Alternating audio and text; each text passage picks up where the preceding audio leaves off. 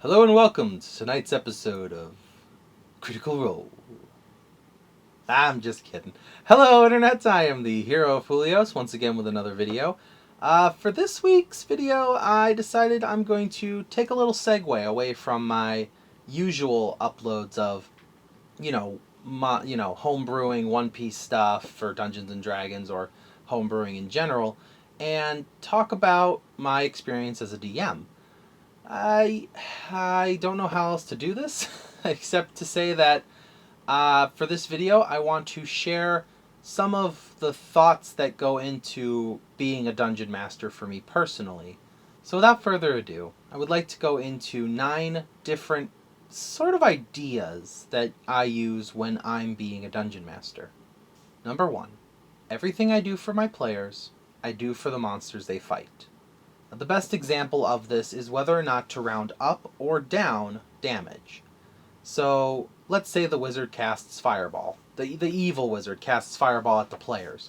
And the rogue, succeeds on his dexterity saving throw. The barbarian does not.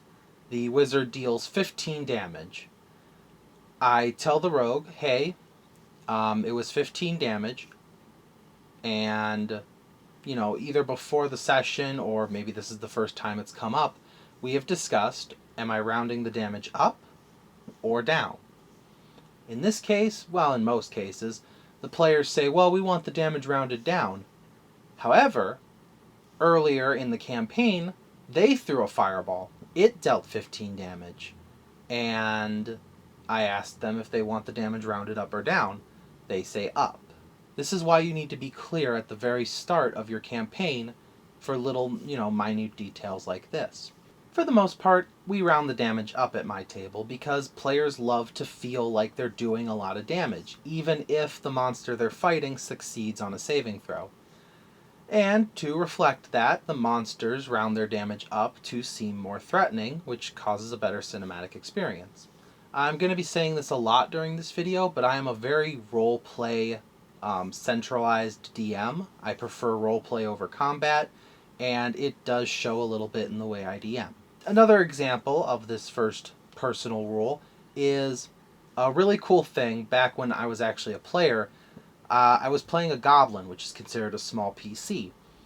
The DM at the time was a friend of mine, and he allowed me to use one of the medium PCs in our party as a mount because my little goblin was a cavalier fighter.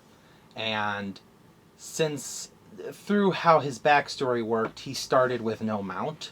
The DM actually let me put my goblin on the cleric's back and charged into battle together, using his cavalier abilities to protect his mount. And, subsequently, the two of them would charge into battle while the third member of our party, a wizard, stayed in the back and just threw spells to protect us and fight with us. Opposed to that, I do the same thing for monsters. Nothing seems cooler than a big ogre lumbering towards the party as 2 tiny goblins sit on his shoulders with their crossbows at the ready. Because, everyone likes to be close to their friends. Number 2, let them think things through. I say this because there's a lot of DMs out there who I've heard through, RPG horror stories and stuff where they're just like, okay, a trap has sprung, and 6 goblins show up in the room, and they are attacking you right now. Everybody roll initiative, let's go. And then he, sets on a an hourglass and says, okay, you have this many minutes to figure out what your strategy is. I just don't like that, personally. I have 2 groups. One is full of veteran players, the other one is full of new players. And I lovingly call my new players the debate team because in our 3 to 4 hour D&D sessions, they'll spend at least an hour just talking about what they're going to do. I'm not even involved. I'm just sitting there, checking my notes and making sure the music's playing and if I got my lights correct and what minis am I going to use next. And so I find something to do with my time, but they will come up to a door and they will spend 20 minutes debating on whether or not to go through the door based on everything that has ever happened to them in the history of their lives. But that's okay. For me, at least. Some DMs like to charge in. Some DMs like to realistically give you amount of times.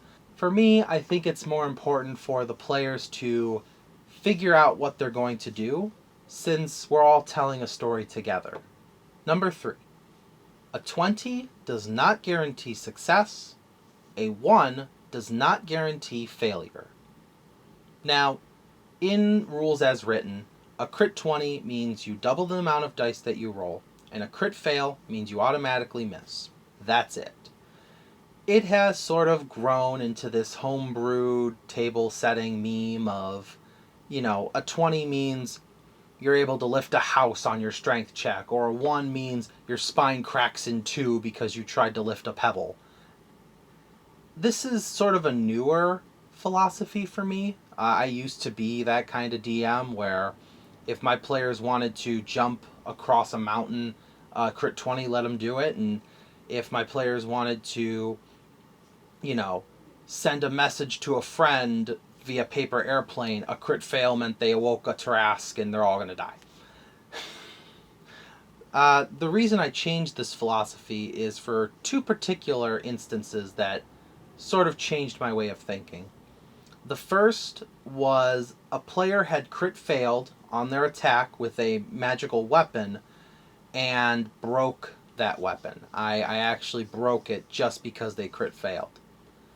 And at a 5% chance to crit fail, that's a punishment for an entire campaign just because they rolled the die wrong. It felt wrong when I did it. And while I can't take back that decision now, and a DM should stand by their decisions as much as they can, it has become a philosophy of me not to do that. The other time, and this was actually when I started to change this philosophy, my brother was actually one of my players, and he was doing something like steering a ship. Yeah, he was trying to steer a ship. His backstory didn't give him any proficiencies in piloting a vessel. There was absolutely no reason why he had any bonuses with proficiency, and he had disadvantage because this was his first time on a boat as his character. He crit failed, and inside the ship was not only the entire party's supplies, but also barrels of gunpowder. And this was when I realized I cannot do this to them. I can't make one single dice roll bring an entire party of level 8 adventurers back to 0. So I didn't. I told him, you scratched up the boat a ton and have caused a lot of noise, and people of the town are a little confused of you, but overall, the boat isn't sinking. You're not, 4 months of D&D sessions are not out the window because you rolled your die wrong. While I think failure and successes like these, crit fails, crit successes, can lead to hilarious moments. For example, my one player in my newer player campaign, with a crit 20 on him and a crit fail on the Frost Giant, he managed to suplex a Frost Giant and win a wrestling tournament that was going on in the town. These moments are greatly outweighed by breaking magic weapons and blowing up, 4 months of campaign work. So I guess what I'm trying to say here is be careful with your crit fails and crit successes. And don't be afraid to just go back to rules as written and tell your players a crit fail and a crit success is strictly combat based. Everything else is based on the DC I have given you before. Number 4. Minigames are dice-based. I'm sure a ton of DMs do this one, but anytime I, have minigames for my players, whether it's, find the missing item or a roulette table or even card games, it's all determined by dice. Typically D6s.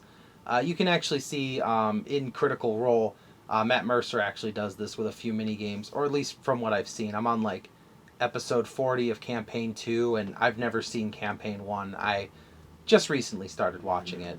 But yeah, keep it simple when it comes to mini games, unless you have spent a ton of time like crafting a whole new mini game, and that's what like this whole next session's going to be about.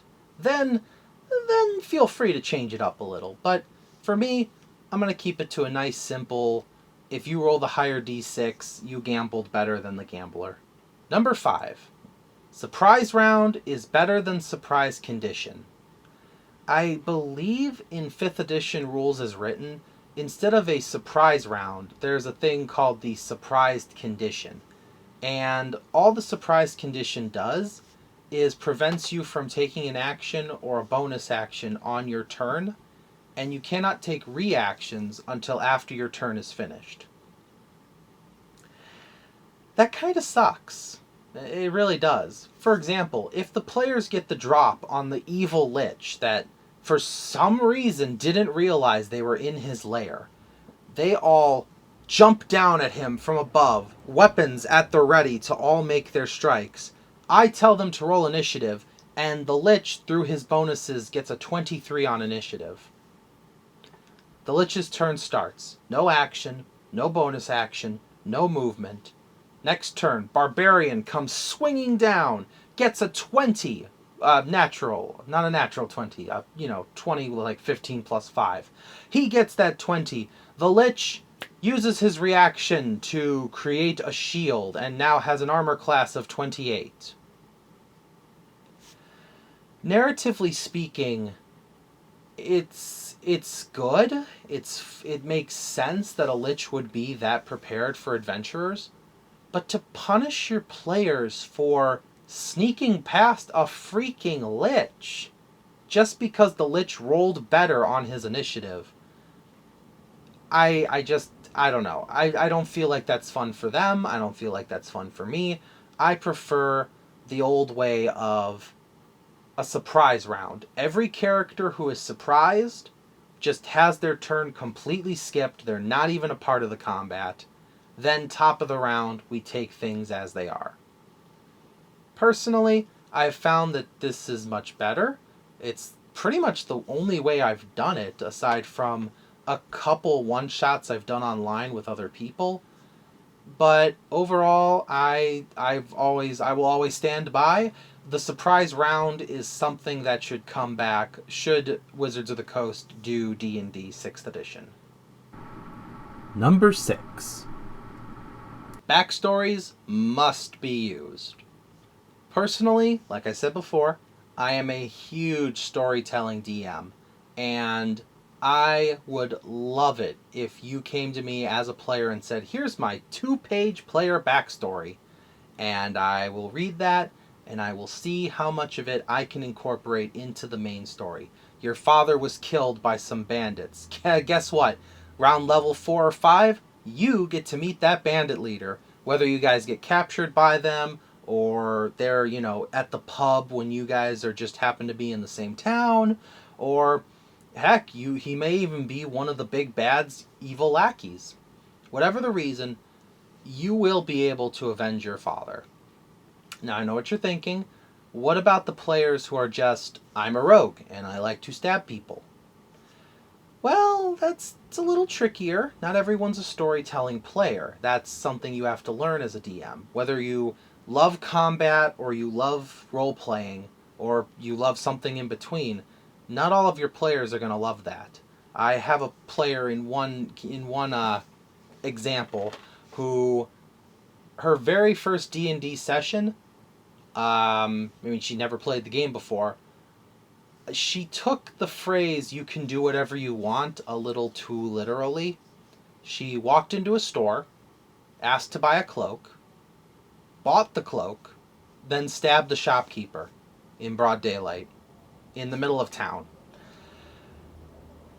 Fortunately, it worked out, and that's how the other players added her to the party, because they sort of became like her parole officers.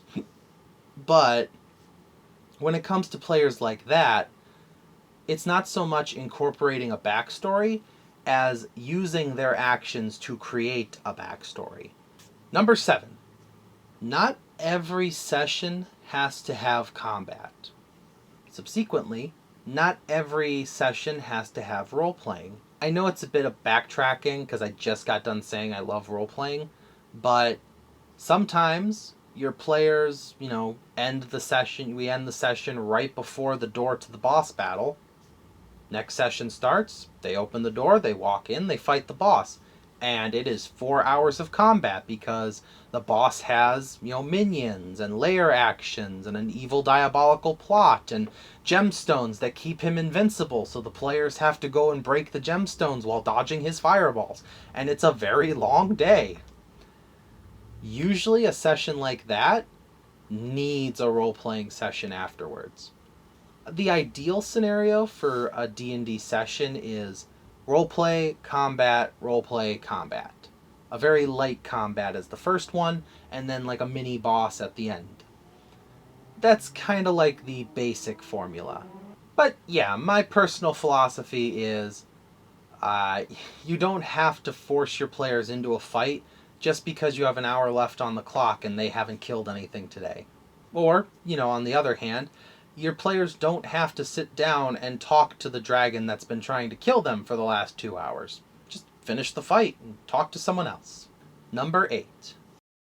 Improvisation. I will admit, this is the hardest thing to master as a DM. Improv will find you whether you are playing a pre-written story or homebrewing a sandbox world.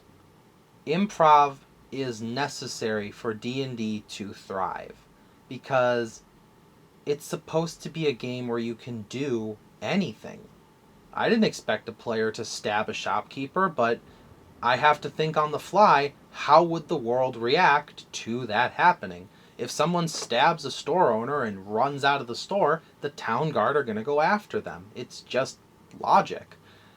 Subsequently, a delayed fireball may be hovering from the sky and lands right in front of a cleric who decides he's going to lick it because the last time they found an object of glowing prominence, he didn't lick it and wants to make sure that he doesn't miss this opportunity again. So he licks it. And you gotta ask yourself, well, he's a tiefling, so it's not gonna kill him because he takes half damage. I feel bad for the bard standing next to him, but here we go. The most important thing to remember when improving in D&D is, well, I guess I have no authority to say that. What I feel is the most important two things to remember when improving as a DM is yes and, which is a key component of improvisation, where the player says, I'm going to do this, and you say, yes, and this is what happens as a result of it. Or, I'm going to say this, yes, and this is how the people respond to you saying that. Or, I'm not going to do this, yes, and this is the result of that. Because of that, you keep the story moving forward. You don't create this roadblock where everybody's just trying to figure out what they have to say to get you to move and let them continue the story. The other important thing to remember is D&D is pretend. It's the playground game of pretend. The only difference is there are dice and rules, and rolling those dice allow you to do things based within the rules. And even then, we can just ignore dice, we can just ignore rules. It is entirely possible to play an entire session of Dungeons & Dragons without rolling a single die. Ask your players if they're cool with doing something like that first, but you get the point. The most important thing to remember is that you're having fun. That you and your players are friends at this table. You're eating chips, you're drinking Coke, you're, having a good time. You're having a good laugh. The lizard folk in your crew may be accidentally mistaken for a dragonborn, and the party has to figure out how to deal with that. Your tiefling may eat a bead of, a delayed fire blast. I'm not going to let that go. That still to this day is just like the weirdest thing. Your clever little players may trick an Etten into beating itself to death, and they don't lift a single finger to fight it. Beholders, dragons. We're in a world where dragons are real and cat people walk among us, but the talking dog is what confused the players today. The important thing about D&D is to have fun with it and to just make it up as you go. So as always, thank you for watching, and I will see you in the next video. This is the Hero of Julios, Xing out.